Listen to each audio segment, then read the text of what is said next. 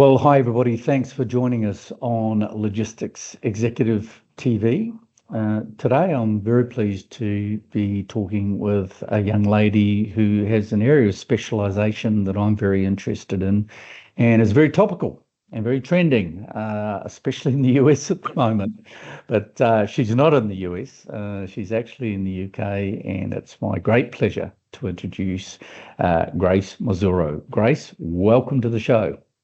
Thank you so much for having me. I'm so happy to be here with you today, Kim. Good stuff. And Grace, off the top, full disclosure, I've been following you on LinkedIn. I've seen a lot of really interesting, dynamic discussions that you've been involved in, whether you've been featuring on different podcasts or material that you've been producing. Very authentic and very insightful around specifically around inclusion strategies, inclusion coaching and training. And you're the CEO and founder of Aquaintz Consulting, yeah? Yeah, thank you so much. So yeah, I founded Aquaintz Consulting in 2022. And I know you haven't asked me yet, but I'm just going to go on and say it. Yeah, go ahead. So people always ask me kind of, why I do this work, because it's not always fun. So in 2020, well, Christmas Eve 2020, I was diagnosed with breast cancer. So I spent most of 2021 being treated. And for anyone that can't see me, I'm Black and I'm a woman. I was born in Nigeria, but raised in the UK. So I moved to the UK when I was 5. So I've spent the majority of my life here, but had a number of challenges when it came to progressing in the workplace. And when I was on my cancer journey, I was in an appointment with a consultant at the time, and I was actually having acupuncture, and she was doing the usual small talk that they do to distract you from the multiple needles in your head. And she basically said, "Oh, what do you do for a living?" And I was like, "Well, I'm at the time I was a partnerships director." And I said, "But I feel like what I'm experiencing at the moment is the kick up the bum that I need to walk into my purpose. And I really feel like I need to affect change in the space of DEI." And she said, "Oh, you want to be careful, because now that you've had cancer, it's going to be really difficult to get a job." Now visualize this. I'm sitting there with literally needles sticking out of my head, scared to move, because if I move, they're going to hurt me. But all I wanted to do in that moment was cry. But I was actually, do you know what? I then spent the next few minutes of the appointment just thinking, this is exactly the comment that I needed. That was like the straw that broke the camel's back, because I'm Black and I'm a woman. Those are characteristics I can't hide. People see that when they see me, right? But now that I've had cancer, that's something I'm now having to think about. Am I going to disclose that to an employer? Because it's an additional protected characteristic that could be seen as a barrier. And that's when I decided, actually, I shouldn't have to feel this way, and no one else should ever feel this way. So that is the reason I founded my consultancy, to really support organizations to understand the lived experiences of people from marginalized backgrounds, and really help them to drive effective change in the organization, so that no one ever has to feel like they can't bring their full selves to work ever again. That's me. Good stuff. Well, fantastic. And in a very short order. And welcome to the club. And what club, you might ask? And as you know, off record at the top of the show, I shared the fact that I've also a cancer thriver. I love the word cancer thriver that you use in your profile. And the good news is I'm sort of 15 years down the track after really dodgy 50-50 at 5 years survival rate. So every day is a fantastic day, and I can see that that's the way you live, Grace. By what you're doing, especially on LinkedIn. So yeah, love to see more of it. Hey, let's talk about some of the big picture issues that you really lean into and share some very, very straightforward, unadulterated views on when you're out on LinkedIn, and that's been a lot lately. So this period that you went through, 21, were you speaking publicly much at that point? Because I've noticed you've been doing a lot of public speaking since then. And did this sort of peel back the onion, and boom, out you go, and you're going to be talking a lot more? I've got to be honest, it's been a process. So growing up, I was never taught to be that person that's like, oh, look at me, I've got something to say, and like be very vocal. I was actually taught the complete opposite. So going through that journey, as you all know as well, you know, cancer, it's not even necessarily the diagnosis, it's more the treatment that's quite traumatic. So it did take me, I comfortably say, a good, you know, couple of years to fully become who I am today. And I absolutely love who she is. But you know, there is something about going through that journey where every single day you appreciate that tomorrow isn't promised. So what am I going to do with today? So I've definitely come out of my shell, I'd say, over the last 2 years in terms of understanding and appreciating that actually there is value in my voice in this space, and really sharing. Because one of the things that I have, and I continue to come across in my work, is that a number of people are opposed to DEI because they don't actually understand the true essence of it. It's been convoluted into something that it's not meant to be.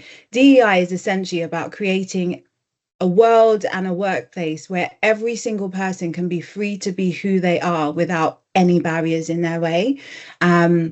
And I think that that is what's really important that we understand. So I think people need to understand the lived experiences of people that don't necessarily come from dominant cultures, and to understand actually this is what they live with every single day. This is what they experience, and this is why we need DEI.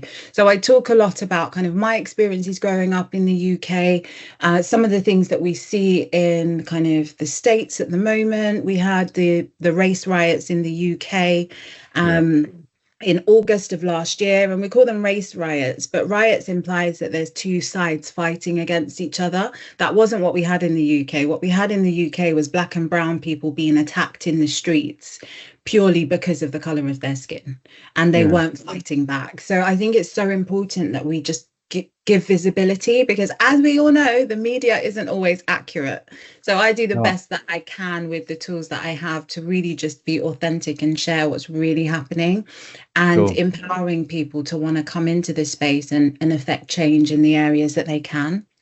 Yeah, no, it's interesting. Obviously, there's a lot going on around DEI, not so much maybe even DEI, but the people who are talking about it in the US at the moment, and the way it's being leveraged and weaponized, like probably we'd never seen before. So I'll be interested to get your reflections on that. But just going to draw back on a comment you made about when dealing with a health issue such as cancer we both shared.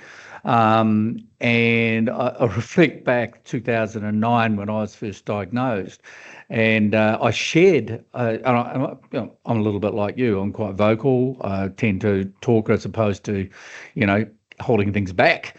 They're all grown-ups, and I shared it at an industry event that I was speaking at. So I wanted to highlight men's prostate cancer. And after that, I noticed our business, which was a thriving consulting and recruitment business in Australia, where I was most of the time at that point, was booming. And then all of a sudden, the business dropped almost dead. You know, it was around the time of the global financial crisis anyway. So I rang a few people up and I said, the orders aren't coming through. Oh, we thought you were dying. We thought we'd leave you alone. You know, so we didn't want to trouble you. So, which comes at a bit of a dichotomy, because you want to be open, you want to encourage men to get their prostates checked and all of this. And then all of a sudden everybody goes, no, he's really sick. And of course, I didn't even have any symptoms, and didn't even know what was going on, and quickly had the operation, and that was it, done. And inshallah, I carry on. But it's that crossover between what do you say, what don't you say, where's and the discrimination that had occurred subliminally against us cost me 2 years worth of business. It nearly sunk us, to be honest. So it was very, very interesting. For you, in the case of your situation in the UK, I've been following that, the riots last year, the extreme right-wing stuff coming out. I won't go into any of the media names because I don't think they need to be repeated over there. But for you, how do you approach discrimination of any form when you're consulting? I know you consult to a lot of tier one companies. What's your mentorship around that, and how people inside of organisations that are experiencing discrimination, and there's as much in the supply chain and logistics industry as there is anywhere else, what are your leanings into that? So it's really challenging, I think, particularly if you work at an organization that doesn't consider DEI at all, so that's not built in. I think for anyone working in that type of organization, I recommend getting yourself a coach, getting yourself ideally a coach that's got some lived experience of marginalization and someone that you see that has managed to overcome that and their career trajectory has been successful. Get yourself a coach with that lived experience who can support you through the day-to-day challenges that come with working in a space where essentially you're not seen for who you fully are. Yep. And then for organizations that are committed to DEI, but maybe aren't getting it right, I would recommend that you get yourself a critical friend, which is what I call myself.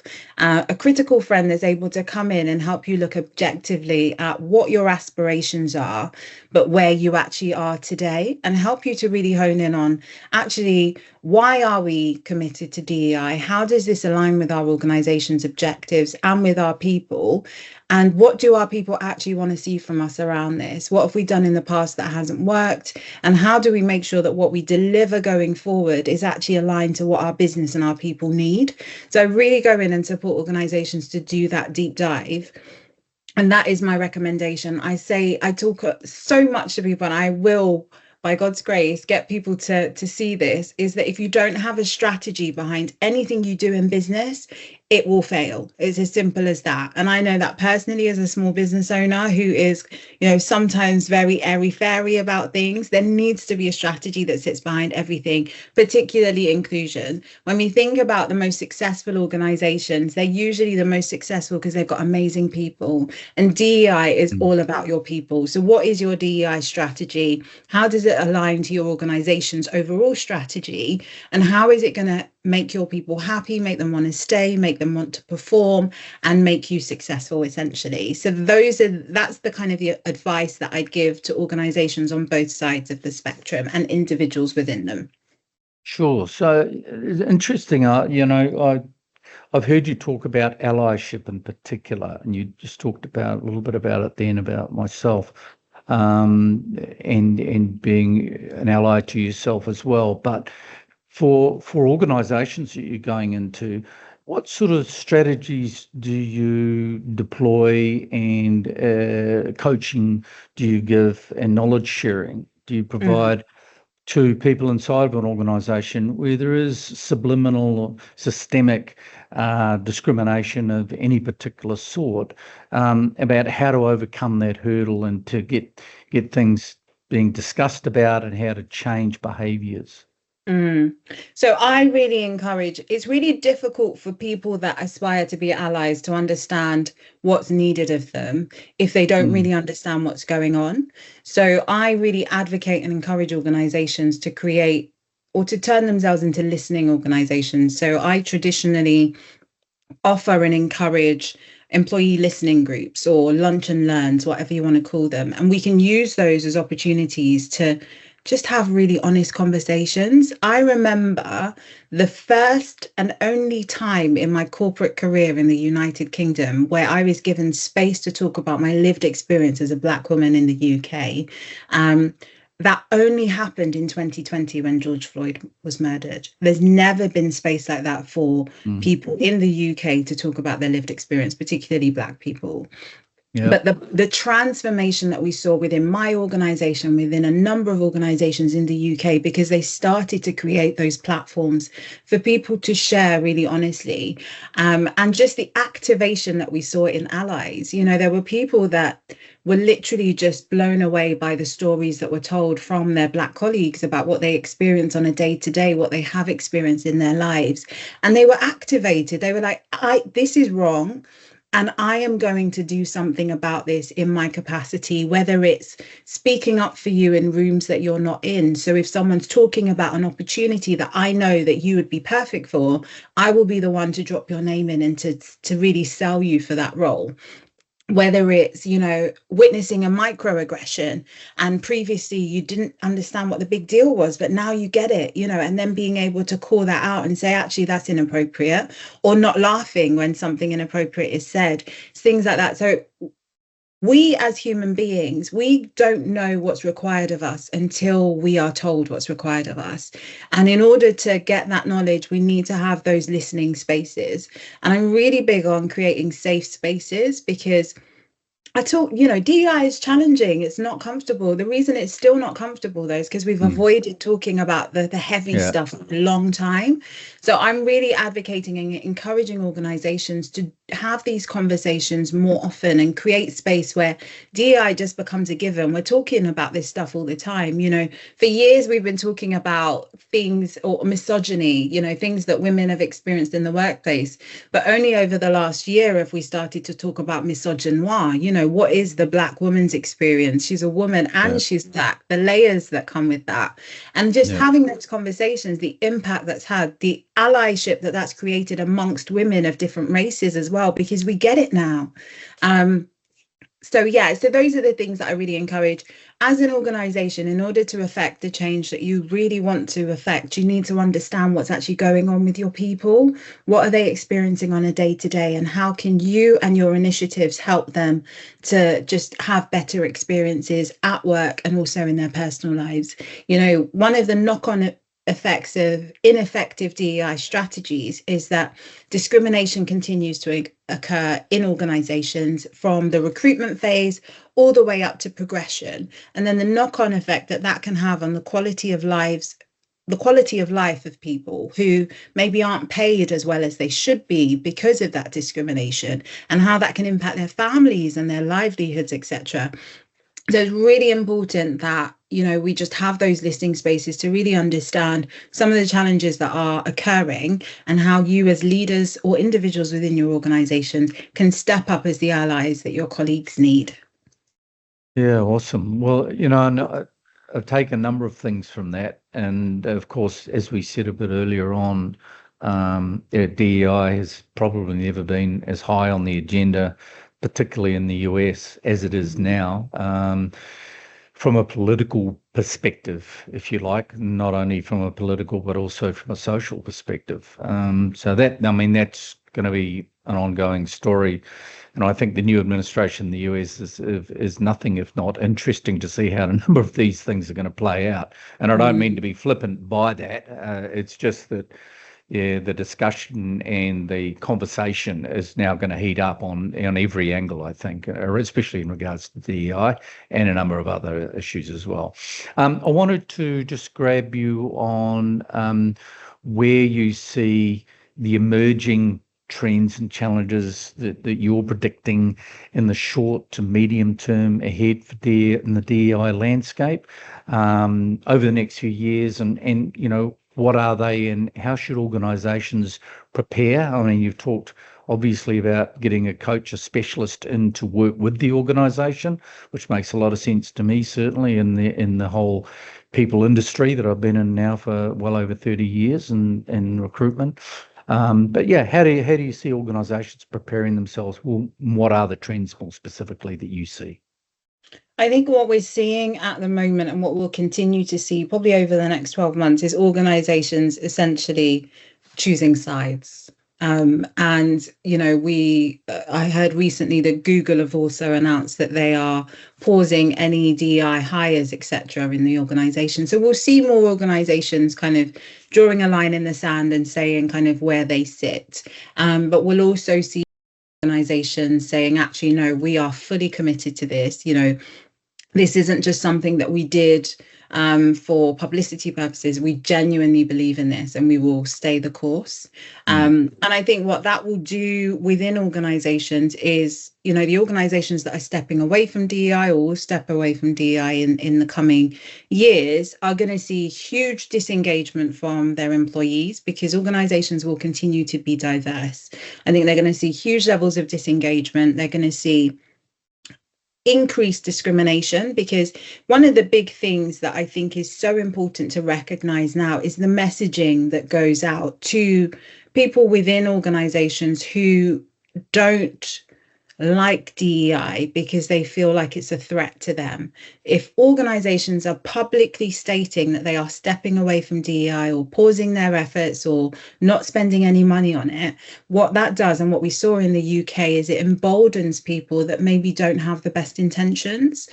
So we will see increased burnout. We'll see potentially increases in people, signing off work, long-term sick. We're going to essentially see increased people costs within organizations. You're going to lose amazing people, and you're going to have a number of people that mentally do not feel safe in the organization.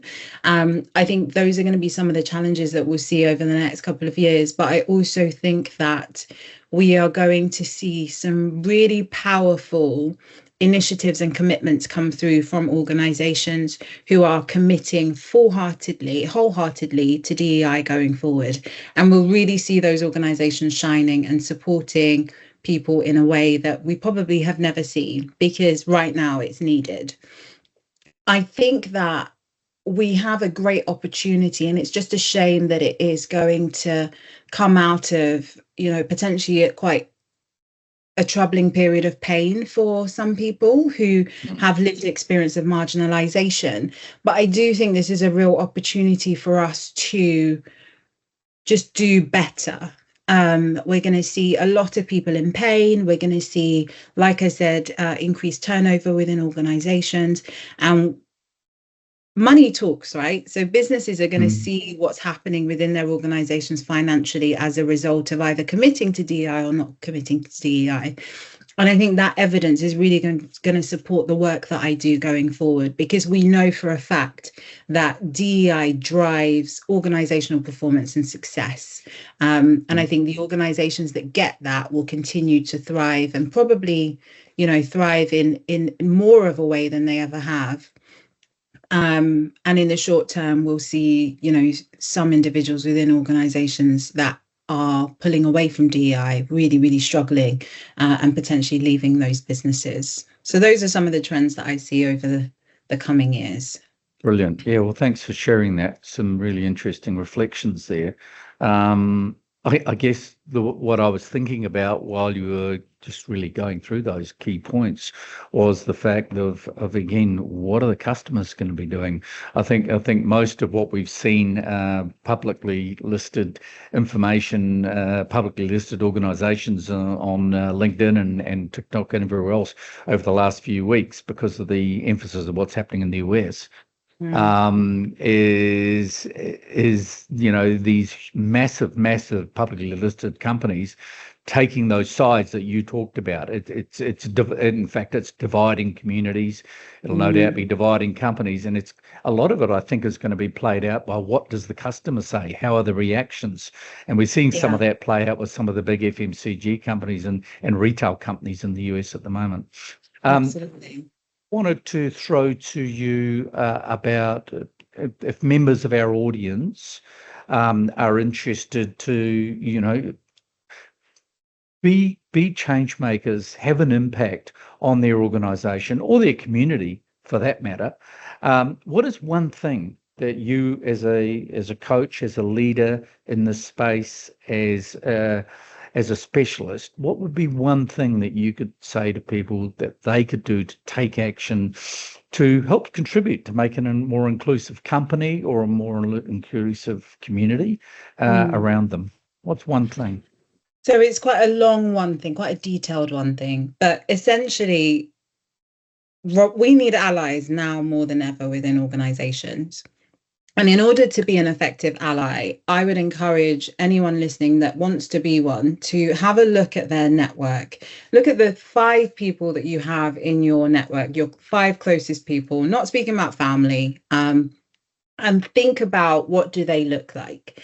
If all 5 of those people look like you, then there's work to be done. Okay, because you cannot be an ally if your closest people are essentially you.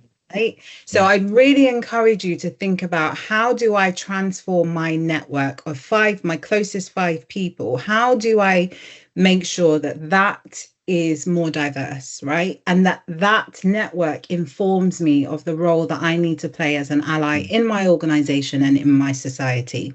There will be people, 6 degrees of separation. There will be people that that you've worked with, that I encourage you to think about, actually, do I really like that person? Does that person like me? Can I reach out to that person and just go out for a coffee and a lunch and just check in? How are you doing? What can I do to help right now in this space, in this climate? That would be my kind of first bit of advice or encouragement for anyone wanting to be an ally, is to do that work initially, because that will really inform what you can do going forward to really affect change in the world that we're seeing at the moment. Like it. I like it a lot. Yeah, that's it really hit home. And certainly, I think for the audience to be able to look around, and a lot of people would actually say they've only got really 5 very close friends or associates around them anyway, because these days having many friends, a lot of people get into a situation where they feel it's just sometimes relationships are a waste of time, and you want more authenticity and you want more honesty in relationships, and that only comes with closeness. So to wrap, we've learned a lot here today. I hope the audience is learning as much as I have and getting those reflections and the insights from you. I'm going to put this one on you to see how you can package this up. If you had to sum up one thing in your vision for a truly more equitable and inclusive future, whether that be within an organization or in the local community or in a circle of friends for that matter, in one sentence, what would it be? It would be a future where everyone, irrespective of their race, their gender, their ability, their sexual orientation, gets up every single day, goes into a workplace that they love being at. Like, that would be my vision for a truly equitable and inclusive future. And that is what happens when we get DEI right. People want to be there. Everyone is happy because their colleagues are happy, their family are happy, etc. That would be my vision, is just we just have like this utopia of people just skipping down the street excited to go to work. Love it. Okay. Hey, well done, and Grace. Thanks for sparing some time. I know you've got another meeting on very shortly in the UK. So appreciate you contributing. I think everything that you've been talking about is highly relevant to the logistics and supply chain industry. I must say that I'm hugely encouraged as a serial entrepreneur and optimist and positive thinker that since I joined this industry over 40 years ago, the amount of inclusiveness and that has taken place and change that's prevailed in the logistics and supply chain industry has been massive since from the way back days, but a lot more work to do, as much as any other industry. So again, thank you for your contribution. Great to see you after following you on LinkedIn for some time. I appreciate the authenticity and the energy, Grace. You've got plenty of it. Thank you so much, Kim. It's been such a pleasure connecting with you, and thank you again for having me on. Brilliant. No, our pleasure. So Grace Mosuro, inclusion strategist, coach, consulting founder, CEO here, and you're also a chair of a number of trustees. So congratulations on your work for the community there. I'm sure a lot of that is unpaid, if not all of it. The organizational inclusionist as you are, and a podcast host and public speaker. Thanks so much for joining us, Grace, and we look forward to following you online.